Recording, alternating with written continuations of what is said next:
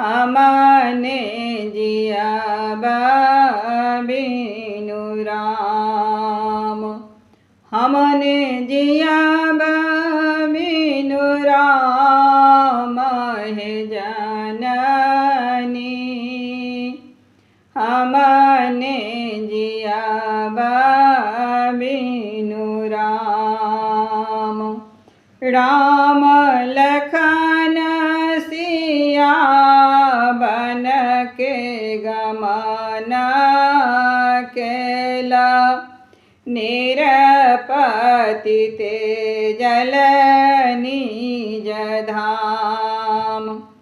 निरपति ते जल निज धाम हे जननी। हमने जिया